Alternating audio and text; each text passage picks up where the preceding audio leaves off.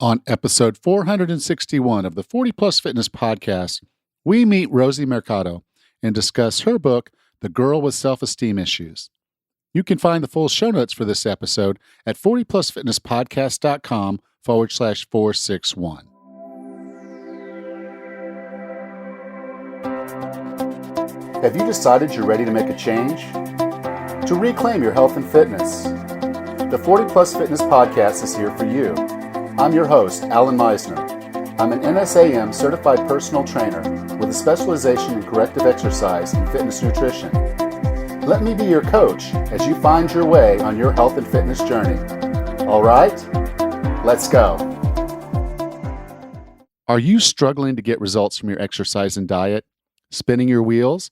Or maybe you just really don't know where to start, but you want to start. The pandemic has made it clear we can't afford to not do something to improve our health. In fact, a recent study showed that obese people spend over $1,400 more per year on medical care and prescriptions. I'm here to help. I've helped hundreds of people over 40 lose weight and get more fit with 40 Plus Fitness online personal training. And now it's your turn. When you're over 40, you need to train smart and eat smart if you want to shed the weight and get stronger. Through the monthly group coaching call, the monthly one-on-one coaching call, and the 40 Plus Fitness app, I'll guide you step by step so you get results fast and learn how to keep it off. I'm so confident in 40 Plus Fitness online personal training that I offer a 40-day money-back guarantee. You won't find another personal trainer or wellness coach that does that. I take all the risks because I know I can help you. Go to 40plusfitnesspodcast.com/start and get started today. That's 40plusfitnesspodcast.com/start. In honor of Veterans Day, I'm offering a 20% discount on 40 Plus Fitness group training to all veterans with the coupon code VETERAN. This offer will be valid into the end of November. 40plusfitnesspodcast.com/start. Raz, how you doing? Good. How are you today, Ellen? I'm doing well. We're Good. about to head back to Focus. So this is our last days. We actually, I think tomorrow, if this goes live, and then tomorrow we're getting on an airplane and flying to Focus, and the whole snafu they had with booking our flight. So we won't get back till the 25th. Even though we were originally supposed to get there just in one shot during the day, but they rebooked flights and caused issues. So we'll spend the night in Panama City, which is not a problem. It's just one more day away from my dog Angel. Oh, right. Looking forward to get home to her. Right. She'll be excited to see us and get things going there. And so that's Nice. it. Right now I'm still in travel mode for a couple more days, and we'll be there. How are things up there in Michigan? Oh, good. Getting chilly, of course, but things are good up here. Mike and I have been spending some time in the gym on our new White Sit. And I actually, for the first time ever, I had him help me do my 1 rep max in a bench press and the squat. And I don't have what I squatted or pressed handy, but I've never done that before. So that was a really interesting experiment for me. Yeah, they have formulas where you can do like a 3 rep max or a 10 rep max, and then you basically use the formula to convert to a 1 rep max. But for one reason or another, and I don't know exactly why my stamina works this way, but that formula never works for me. I can do a 10 rep max, and then when I actually get under the heavy weight, I do more. I do a good bit more than that. My trainer Dave, when I was using him up in Louisiana, he was like, he says, I don't know what's going on. He said, this formula works for almost all of my clients, but not for you. Wow. But there are ways to do the formula, and basically, so along the ways you feel like you're getting stronger. Just look up one of those formulas and say, I'd be more comfortable under 3 rep max, and rather than the 1 rep max. And then the other side of it is it's sort of sometimes easier to do that more often than the 1 rep max, because if you don't know exactly where you stand, then there's a lot of lifts, and then there's fatigue. And, that's why most of the time when you're doing this, like for a meet, you get 3 lifts. So if you were going to go into a meet for those lifts, they'll say, okay, go in, kind of figure out what, kind of have an idea. Like if you did a 3 rep max, he's like, okay, on my 3 rep max, I know I'm at X pounds. Let's say just Mm-hmm. 100. And then you say, okay, so I should be able to, based on the formula. And again, I'm just pulling this out of the top of my head, but it's probably going to say something like, you should be able to 1 rep max 125. Mm-hmm. So since you don't know that, you do your first lift, you say, okay, I'm going to do 110 Mm-hmm. as my first lift. So I get something on the board. And then you're going to say, okay, it should be 125. So I'm going to do 120. And then your third lift, you can either decide that you're going to go in at the 125 or say, I'm going to push and try 130. Mm-hmm. So that's why it was important for me to know that the formula didn't work, because if I were to go in and say I want to do my 1 rep max, a trainer is going to want to start me really low, Mm-hmm. too low. And then I would never actually get to my 1 rep max within the 3 lifts. And you kind of want to do it in 3 lifts because you start to really fatigue after that. And Mm-hmm. your recovery's long enough, but it's still, you're not going to know your full true 1 rep max until you're really pushing that top limit. And most people, when they're doing it right, they're typically failing on their third lift, just because they put themselves in a position where they just can't do it. But that's what we were doing. Yeah. Because we were trying to fail on the second or third. Okay. Okay. Good. So good starting point though. Yeah. Awesome. Okay. So let's get into our conversation with Rosie Mercado. Our guest today is a bilingual Latina model, certified life coach, and former co-host on the talk show Face the Truth, which is produced by Dr. Phil and Jay McGraw's Stage 29 Productions. She also guest hosts and is a correspondent for leading Spanish language networks Telemundo and Univision, as well as the Emmy Award-winning Dr. Phil's show and The Doctors.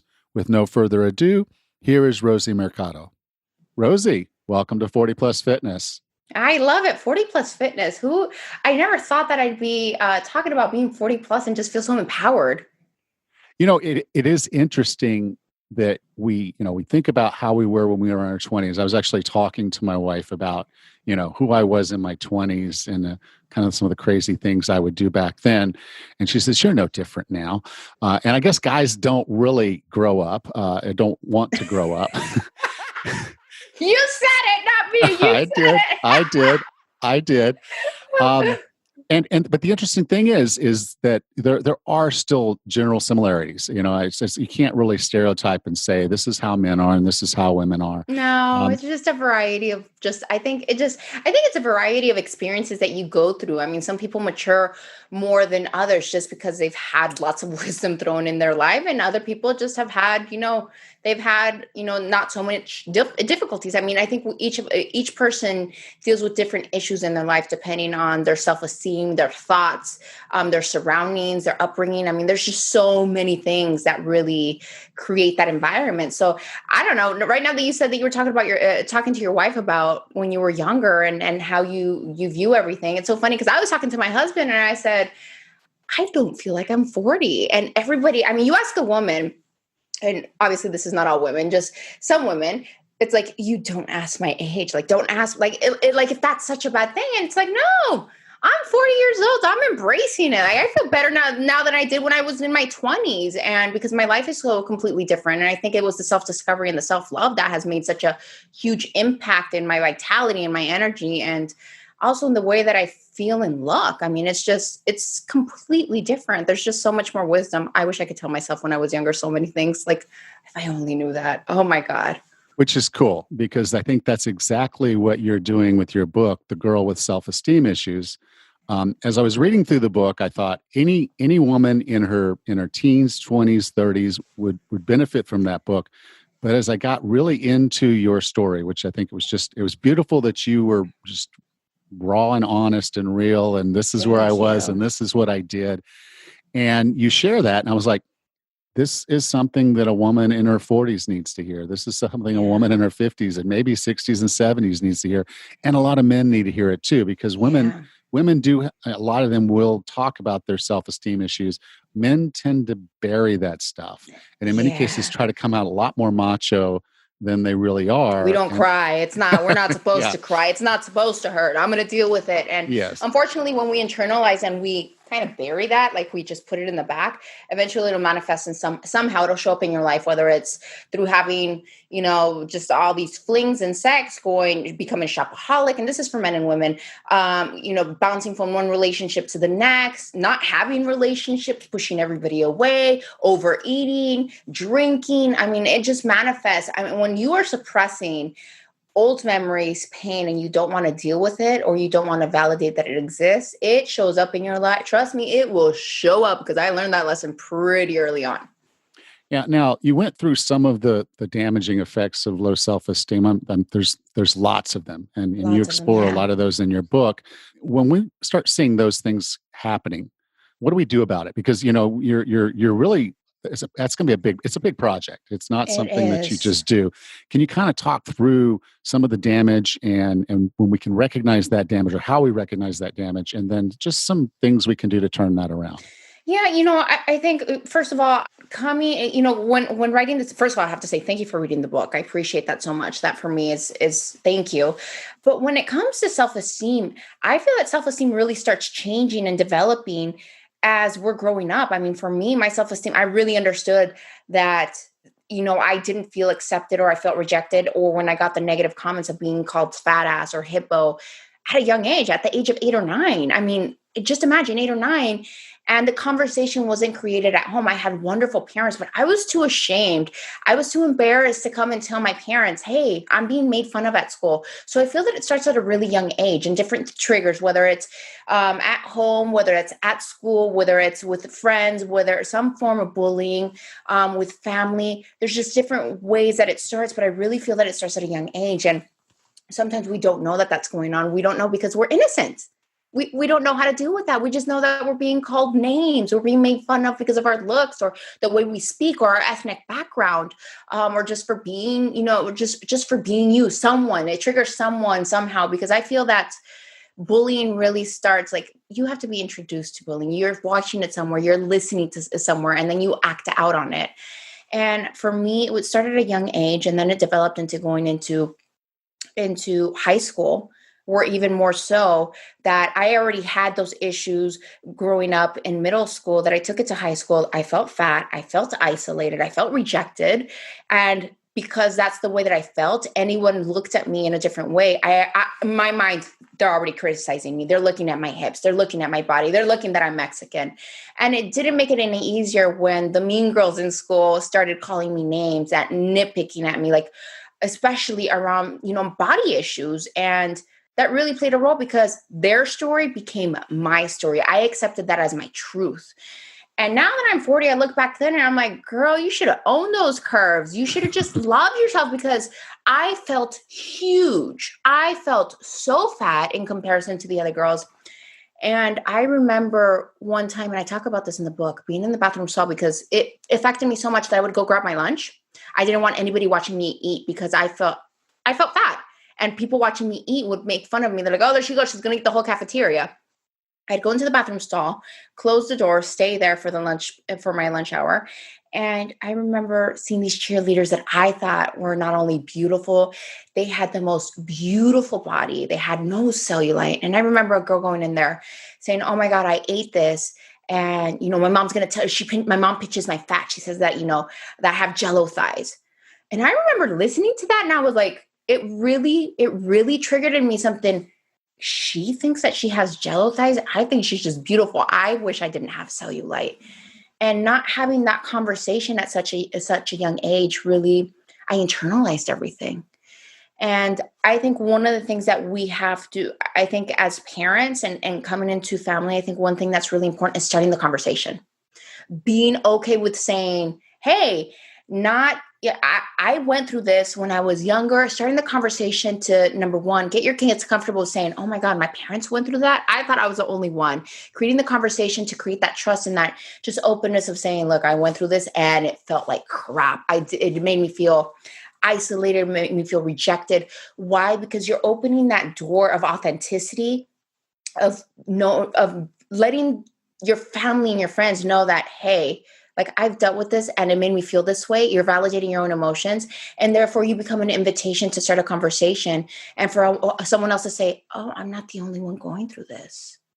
And I think that for me would have been life changing if I would have had that conversation to be able to talk to someone about it, because then I would have felt like I'm not the only one that feels isolated. I'm not the only one that has body image issues.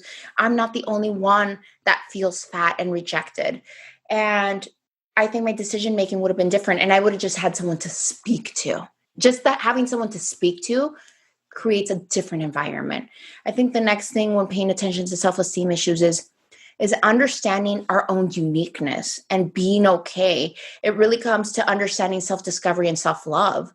And I had loving parents and they were amazing, and everything in the environment, they loved and accepted me, but really being okay and just being constantly told that having an environment where I could look in the mirror and say, hey, I'm unique, I'm different, and that's okay.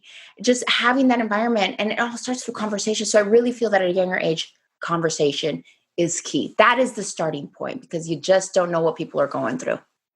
Yeah, and I think that's actually the key anytime. Yeah. Anytime you're trying to solve this in your head, you have a fixed box that you're in. Yeah. That And negative voice. Oh my God. well, We all yeah, have it. we Don't we do. have it? I mean, Yes. I'm 40 and I still hear that negative voice pop into my head. The difference, and people think I'm like, oh my God, she's crazy. She talks about the voices in her head. No, we all have this negative voice that makes you second guess. It's how much power are you giving to it and how much are you directing it? The difference now is when that sucker pops up, I'm like, you need to just be quiet, calm it down. I take a deep breath and I speak my truth. I'm capable of doing this. I'm worthy of doing this. I'm not going to self-sabotage, and I'm going to change the story that voice in my head is telling me, because these are triggers that are not built overnight. This is a voice that has developed since I was younger, and being able to redirect it has been working, working on it, and then just loving myself through it, like accepting that voice is there, not rejecting it, just accepting, I hear you, but that's not my truth. Yeah. And I think that's really the key is if you don't get to a point where you love yourself, you really start making bad decisions. And you make Yeah. bad decisions because this is the voice that is telling you, yeah, go with it. Have fun. Enjoy yourself. You Yeah. deserve this. And then but you're not actually doing it from the perspective of saying, well, if I loved myself, I would take my time. I would, if Or I, that voice that pops in your head that says, oh my God, if I don't accept this guy, nobody's ever going to love me. This is my last chance. Like that, those moments also. Or when you see a red flag, you're like, you know what? Maybe I'm going to let it go. Why? Because this feels good right now. And you don't think about the future outcome. You're just thinking in the moment. That voice can really play a number if you allow it to. And I think learning to love yourself is such a journey. People don't understand how long of a journey self-discovery could be. It never ends. It's always growing. It's always developing. But I think you have to be really present to understand that and understand what it takes to really love yourself. yeah, because like you kind of got into in the book is you would make a decision, and then when you got to the point where you started recognizing, okay, I need self love. I've got to have a relationship with myself Yeah. first. At that point, you were able to almost mentor yourself. You did have mentors. You talked about a lot of them. Some of Yeah. them you wouldn't imagine a security guard at your high school being a mentor, but for a moment in time, he He was. was. And Yeah. then your I guess your sort of your agent as you got started in your modeling career became a mentor, and your Yeah. father was always there, and those types of things. Your Ooh. mother, and so you had a lot of good influences in your life, but you had to actually start loving yourself before you would let those voices in your head long enough to do some good. And people often like I think, and see that you bring such a great point. People often think that when someone makes a bad decision, goes through failure, automatically you're like, oh my God, they must have had crappy parents or a crappy upbringing, or they probably went through something really rough that made them go down down that road. And that's not the case. It all comes down to your personal choices and decisions that you make based off of what? Your self-esteem. I had great parents growing up. The problem was not my parents. My parents empowered me. They loved me. They were old school. Yes, they had such great values. And even my father was such a role model. And he was this tough sergeant, but he was, full of love. And his interest was always, in me becoming better. The problem is sometimes when we're not ready for that, we don't receive that in the best way and we start rebelling. And I did that with my father. I put my parents, oh my goodness, I say in my book, I asked, for their forgiveness because I acknowledge it as a parent now that I am with my kids. I acknowledge the hell that I put my parents through, and they loved me through my darkest moments. They didn't criticize me. They always had words of honesty that I sometimes wasn't ready to hear, but they always were there to uplift me. And I had the most amazing parents. What I didn't have was my own self-love. I didn't understand what self-love was. I constantly made other people's stories my truth. I constantly criticized my hips, my cellulite, my body, my face.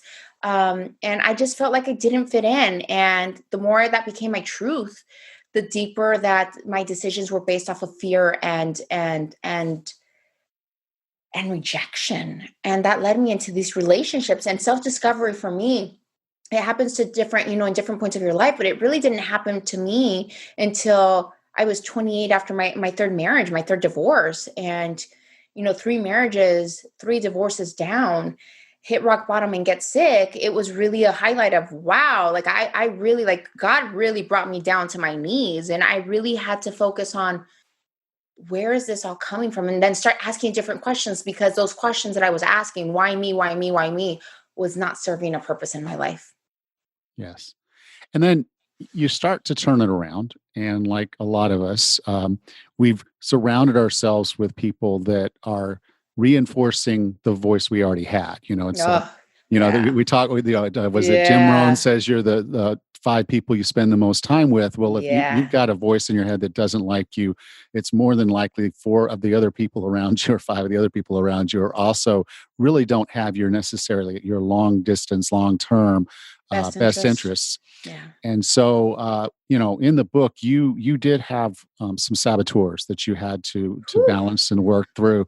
They were great teachers. I'll tell you that. They were great teachers of what not to do and not how to react. And they were great teachers in the sense. And saboteur, I love that word, saboteurs. It just, I think it's the first time that I've heard that word. So thank you for sharing. I just learned something new. It is so true, because when you are already in this deep, dark hole of no self-respect, no self-love, and you don't know what's going on, and you're constantly being told that you will never amount to anything, that nobody's ever going to love you. You go through your divorce and it's like, you're lucky I paid attention to you. You're fat, you're old, like, give up. Who's going to ever love you after this? Like, you're divorced again. Who's going to ever love you after this? Or, your body just grosses me out. When you already have issues with self-love and you don't know who you are, and you hear those stories, you believe them. You're like, yep, it's confirming what's in my head. And that voice that's telling me those same stories, that, it's just an exterior confirmation that what I'm saying is true. And what happens? You start believing that. And when you believe that, you start acting on that. And what happens? You start tolerating disrespect in relationships. You start, tolerating abuse, physical, emotional, and psychological abuse. You tolerate anything that comes your way. You stay quiet. You don't speak up. Your voice doesn't matter. There's no respect towards your body. And not only that, who does that impact? It impacts you. It impacts those who are watching you. It impacted my parents. Why? Because they didn't know what was going on, but they knew something was going on. I kept the physical and emotional abuse so quiet that I would have bruises on my arm. And my excuse, I have anemia. I'm anemic. I didn't want anybody to find out what was going on. Who else did that impact? My kids growing up. Why? Because they think that I'm teaching them through the lack of self-love and tolerating something that less than I deserve, that is a normal relationship. They grow up with that sense. So to do the self-work and turn that around, turn the story around, is teaching my kids that not only did I accept something less than I deserve, this is what happens when you don't love yourself. But when you turn that around and get back up, you show them the strength in getting back up and discovering yourself and changing your story, changing your values, and saying, no longer am I going to accept this because I love myself, because I'm worthy of more. Because in life, Tony Robbins says it, and it's in my book, in life, you get what you tolerate. Absolutely. Yeah. And I think that's the hard thing is when you get to a point where you start making better decisions because you've now had that conversation with yourself. Look, I love myself and I'm not just going to roll with it. I'm not just going to sit there when I'm inside telling myself something that I'm not capable of doing something that, I need to quit. I'm not going to go with that. I'm not going to double down on overeating or not exercising or alcohol or whatever the problem, whatever it is that the voice in your head is saying, oh, well, Yeah. you're not going to change anyway. You're not going to get to that size, or you're not going to accomplish that weight. And so at this Yeah. point, but you get past that, and now you've got this group of saboteurs that are, also trying to do the thing. And I think that's the point where once you start breaking through and saying, okay, that voice is wrong, that voice is wrong. I see it in what I'm able to accomplish. And so setting like Yeah. short-term goals and understanding what you need to move forward, because as you were going through your career, you were kind of recognizing that, you weren't as healthy as you needed to be, and you weren't moving in the direction of your career as well as you needed to do. And so you took, in my mind, a pretty drastic step, because bariatric surgery is no joke. And especially when you had it done, it was better, but there's still a lot of complications that can come from a surgery like that. But you did go through bariatric surgery, and I've never Mhm. actually really talked about it on the podcast. Could you take a little bit of time to just talk through that part of Yeah. your journey? Because I think this is for some people, we've gotten down the road a certain way, and we just need to do some things that are a little bit more drastic to get that Yeah. kickstart, to get that big win. Yeah. So from that point forward, the voices don't sound as loud, because we know we've done the right step. Well, before I did bariatric surgery, I lost 100 pounds. So before the bariatric surgery, and I went through yo-yo dieting. I go on one diet, lose weight, gain weight. It was always, it was always up and down. And it just got to a point where I really wanted to dominate. I really wanted to create change. I wanted it so bad. And I didn't understand why I wasn't successful. And one of the things that I learned through bariatric surgery and it was such a big aha moment, I never had felt full. The sensation of eating something and feeling full, of saying, all right, I'm full, like that. Because when you're full, there's an automatic reaction to your body. There's this sensation that when you've eaten and you get to that point, it's your body saying, okay, you're done. And Yeah. sometimes you keep eating. And what happens, you stretch your stomach so big that sensation is no longer there, or you're not connected with your body where you can acknowledge that. So I went through ups and downs when it came to yo-yo dieting. I tried it all. Everything you could ever imagine, I tried it all. I had the strength to start, to keep going. And then somehow a limiting story would show up, and then I drop a little bit of weight, and I'm like, yes, now I can eat the cake.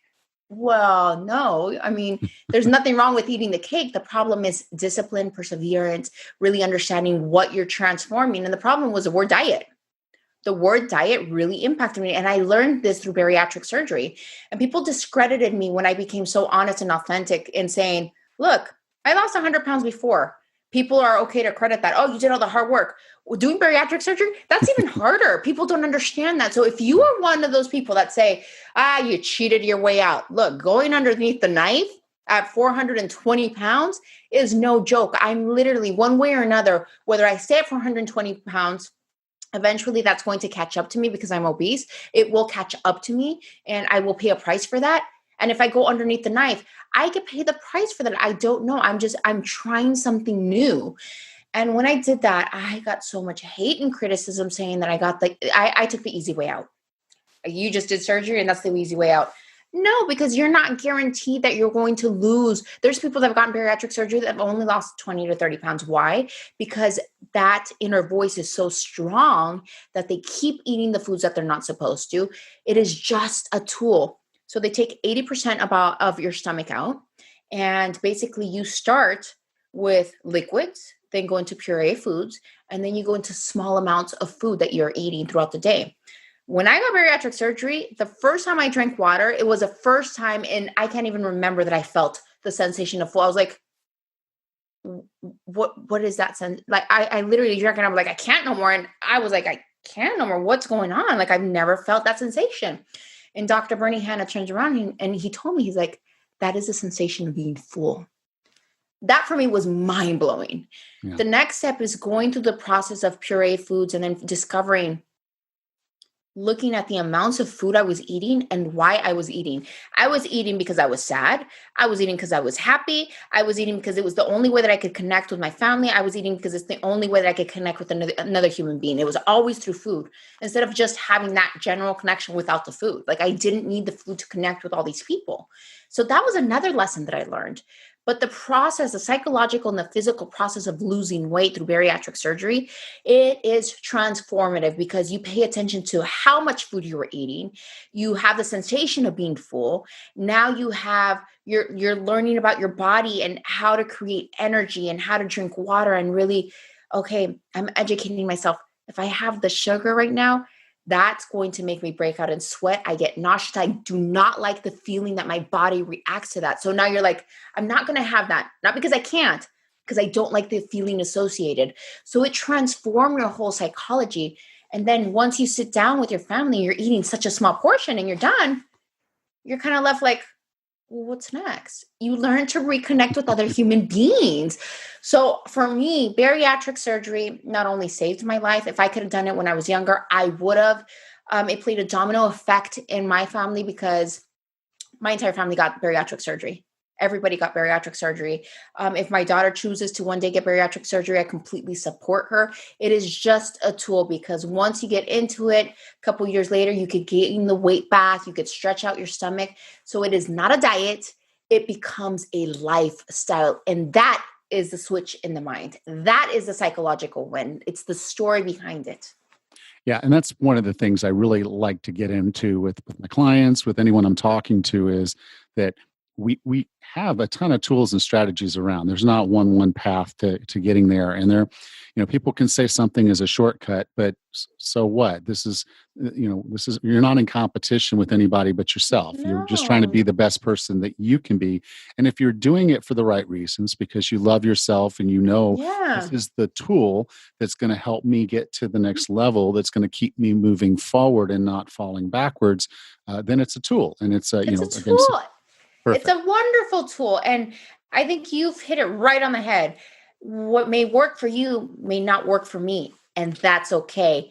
Failure is just an indicator of what's not working. And that's the beauty of it. If this doesn't work, try again, try something different. And what worked for someone else, I may try it. You know what? I'm not getting the results that I want. Let me try something different. So the equation is very different for every single human being. The most important is to start the equation and end the equation in your own way until you find your own happiness and your own success. And that terminology, that definition changes for everybody because what makes you happy might make me miserable. And I think we have, as human beings, we have to learn to respect and have compassion and understanding instead of being so quick to criticize everybody, because I learned a lot about compassion and criticism throughout my process and throughout my journey and still till to today. All right. Well, Rosie, I define wellness as being the healthiest, fittest, and happiest you can be. What are 3 strategies or tactics to get and stay well? Be honest with yourself. That is so important. Be honest with yourself with what you're feeling. If you don't like what you're feeling, the only thing you can control in your life is your mind, body, and soul. Everything else you can't control. It's just out of your hands. So I surrender to that. So understanding and validating my own emotions. It's so important, not seeking exterior validation. If I feel angry, I acknowledge that I feel angry. What am I going to do to shift? If I feel happy, wonderful. Let's celebrate it. The next one, affirming who I am, not making other people's story about myself, my truth. Affirming that I am faithfully guided, that I have everything that I need, that I am divinely created, that I am a powerful woman, that I love myself. Affirming who I am in the morning and at night is very important. Why? Because things will happen throughout life that could shift us if we allow it to. And last but not least, the importance of understanding your values. What are your values? How do you make your decisions based off your values? Understanding what your top 3 values are and making decisions based off of your top 3 values. Because when you do that, you won't go wrong. I promise you that. So that for me is really taking care of myself. It's taking care of my mental health and creating happiness for myself. Cool. Now, Rosie, if someone wanted to learn more about you, the things you're doing, and your book, The Girl with Self-Esteem Issues, where would you like for me to send them? You can visit me at rosiemercado.com. Follow me on social media at Rosie Mercado. And of course, the book, The Girl with Self-Esteem Issues, is available wherever you buy books. And I also have my podcast you can listen to wherever you listen to podcasts, The Girl with Self-Esteem Issues. I'm just so excited to be able to talk to you. And thank you again for reading my book. That really, for me, it's amazing when I connect with people who actually take the time to invest and read and really get to know about the story. Well, you're investing in us by being on the show, so it's the least I can do. Thank you. You can go to 40plusfitnesspodcast.com/461, and I'll be sure to have the links there. So, Rosie, thank you for being a part of 40 Plus Fitness. Thank you. And I love the name. I want to commend you on that. I'm 40 and fabulous. Yes. Live it, love it, and breathe it, and make it your truth. Well, welcome back, Raz. Hey, Ellen. What a great conversation you had with Rosie. She seems like a really energetic person. Yeah. You know, I knew from the book because it's a memoir, and she shared so much about her stuff. I knew it was going to be a great conversation, and that she was going to bring a lot of energy to it. And we, of course, we tackled the topic of self-esteem, and one of the interesting things is a lot of people think that it's mostly women that are dealing with self-esteem issues, but I'll tell you, men do too. And if you don't tackle that problem, if you don't have the self-love, it just becomes increasingly difficult for you to accomplish great things. Yeah, she mentioned about how she went through a couple of marriages and a couple divorces, yo-yo dieted. I mean, and she even mentioned it could show up in other ways, like people that have shopping addictions or whatnot. So it's fascinating how bad self-esteem could lead you to some pretty bad places. Yeah, and I think one of the core tenets is that I think people don't give themselves credit for the wins. They'll lose 5 pounds. That's a win. Now, what they'll do is they'll look back and say, well, the last time I lost 5 pounds, I gained 10 back. And that's a problem. Yes, you did, but you've just proven that you can lose 5 pounds. That's a huge win. 5 pounds of fat is a lot. And then taking the next step and saying, okay, I just need to repeat the same things. I need to keep going forward based on that win. And so many people just, they don't have the confidence in themselves to do that. Yeah. And I always like to celebrate the baby steps. Rarely do we have huge overnight success. I mean, in the topic of weight loss, it took a long time to put on. It's going to take a long time to take it off. I know, because I've been there too. But we do need to celebrate the incremental steps. And when we learn something new, we can make additional changes to get closer towards that success. So it's a process for sure. It is. And so if you take the time to tackle that and you approach this all with self-love, you'll start treating yourself like somebody you love. And that's really important. That care, that self-care from a position of self-love is really how you win the long game in this. For sure. And then, we tackled the topic of bariatric surgery. And I would say in the past, I would have probably been a lot more critical on this because at the time, I had the experiences I had were people getting the surgery and then not changing anything else except volume. They ate the same foods. Now they ate less of them. And then they went right back to what they were doing. And eventually were eating the same size meals, the same stuff that they were eating before. And yes, because they, for a period of time, ate much less, they lose some weight, but then they start putting it back on. Yeah, that's the interesting thing about bariatric surgery. It's amazing how the stomach can still stretch even after it was shut off a little bit. So it's interesting. Yeah, and the scary thing to me is, and we're going to talk about this next week actually, is the volume of errors and problems that happen in hospitals. It's a leading cause of death in our country, in the United States. I mean, you don't go to the doctors all the time. You don't go to the hospital necessarily with a life-threatening thing and then just die. But it happens. It happens a lot more than I thought reading their book. And so here you are taking that risk, making that investment, because it's not cheap. And even if your insurance is helping you with it, it's not a cheap deal. And it's not easy to recover from. And then you're going through basically blending your food to be able to eat at the beginning of it. So it's a process. And if you'll take that process and use it well the way Rosie did and her family Mm-hmm. did, then I would say by all means, it's a tool. Just recognize you're taking a significant risk by going through an elective procedure like this, and you dot your I's and you cross your T's, and you make sure that things are getting done right, that you have Mm-hmm. confidence in your doctor and the doctor's team, and then follow through. Change other things in your life that are going to help you get to where you want to go. Move a little more, eat the right foods to get the nutrients because your stomach is smaller. Mm-hmm. Okay. And being full, it doesn't mean you're getting the nutrients you need. Mm-hmm.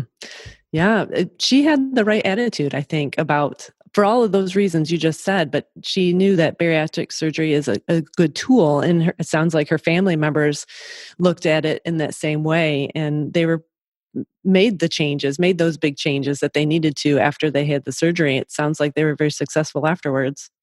Yeah, and for her, it was a little bit about self-esteem, but I think in a big part, she had some driving forces behind why she wanted to do this. We talk Hmm. about that. What's your why?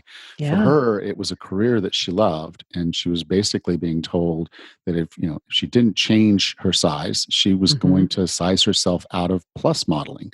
She was not the ideal plus model. She didn't fit the demo. And Hmm. so to be the way she wanted to be, and because she was driven to have this success for her children, she did this thing and it worked for her. But she Hmm. didn't just do it and then eat the way she was eating before. Hmm. She changed what she was eating. She started exercising more. And even before where she had done exercises, she worked hard, but she didn't have the drive and determination that really takes her. Plus, she didn't have the self love that sustains her. And now she does, and that's why she's Hmm. been successful. Yeah, it's a powerful why to have and something to hold on to as you go through all these hard situations. She said afterwards, when her stomach was about, I think she said they removed 80%. She had a really small stomach afterwards, and she discussed how she felt full afterwards, and then how when she did eat sugar with that super small stomach, she was feeling nauseous after she was eating it. So those are some pretty big light bulb moments if that's something you haven't ever felt before. Yeah, and there are ways. There are strategies for feeling full without eating a ton of food. If you're Hmm. eating whole food, Hmm. and just starting off with a salad with a lot of Hmm. roughage, a lot of greens, Yeah. drinking a glass of water 30 minutes Water. before a meal, Yeah. that's going to put some volume in your stomach, and then when you Yeah. put the food in there, you're going to feel fuller. And so Yeah. you know there are ways to feel full, and if you're eating whole food, you're getting the nutrients and getting the nutrients that your body needs. The Mhm. signaling will work. Slowing down when you eat is another way to avoid overfilling. This is Oh, yeah. shows live. We're approaching Thanksgiving, the classic day of overeating. Mhm. So slow it down. Yes, you want three pieces of pie, but no, don't eat Yeah. three pieces of pie. Eat one third of three pieces of pie each, Yeah. and then you got your piece of pie, and you tasted all three. Um, Mhm. you know, use some strategies to help you get through these times when you have a tendency to overeat, by in Mhm. taking the time and enjoying the taste of the food and giving your body the time to signal, hey, we're there. Mhm. It's time to stop. We've got enough. And Yeah. you avoid the food coma, and you, Yeah. you avoid the seasonal 5 to 10 pounds gain after you Mhm. lost that 5 to 10 before, and now you're putting it back on. That's the cycle. That's the cycle of why that happened. But you Yeah. win. You're a winner. You have the confidence. You lost the weight. If Mhm. you can successfully make it through these holidays, you're going to get there. Yeah. Well, personally, I hate the feeling of being full. And like I've said before, Thanksgiving is my favorite eating day of the whole year. But I also like leftovers. So I know that I can make a plate of my favorite foods, enjoy it, enjoy the company of my family, and put it away and not feel full and bloated for the rest of the evening. And I can look forward to leftovers the next day. So there are a lot of really good tips out there Yeah. that you can avoid all that. Yeah, and if you're looking for a reason to move a little bit more, and I told you about this last week, and I posted on the Facebook group a couple times. I am participating in the sloth race, sloth racing team race, and it's a virtual 5 or 10K. You get to decide which one you want to do. You sign up online. The link, if you want to go there, is 40plusfitnesspodcast.com/race, and that'll take you to their sign up page. You go ahead and you sign up for it. You don't have to tell them if you're doing a 5 or a 10, but you can choose which one you want to do when you get it. They send you the medal, they send you a T-shirt, and then you go do the race. And what I'd love for you to do, if you do this race at 40plusfitnesspodcast.com/race, and you're on the 40 Plus Fitness Sloth Racing team, go ahead and post a picture at our group. So go to 40plusfitnesspodcast.com/group, and I'd love to see the pictures. Since I'm traveling back now, I'll be doing it within about the next 2 weeks. You've got until the end of November to do the race. So there's still time to sign up, about a week to sign up, and then you'll get your stuff and you do your race. Really looking forward to seeing those pictures on Facebook. That sounds awesome. Mike and I can't wait for the 10K. Cool. All right, Rachel, anything else that we should go over before we call it a week? Nope, sounds great. Okay, I will see you next week. Safe travels. Next time on the 40 Plus Fitness Podcast, we meet Dr. Rob Barrett and Dr. Louis Franscutty and discuss their book, Hardwired, How Our Instincts to Be Healthy Are Making Us Sick. Until then, have a happy and healthy week.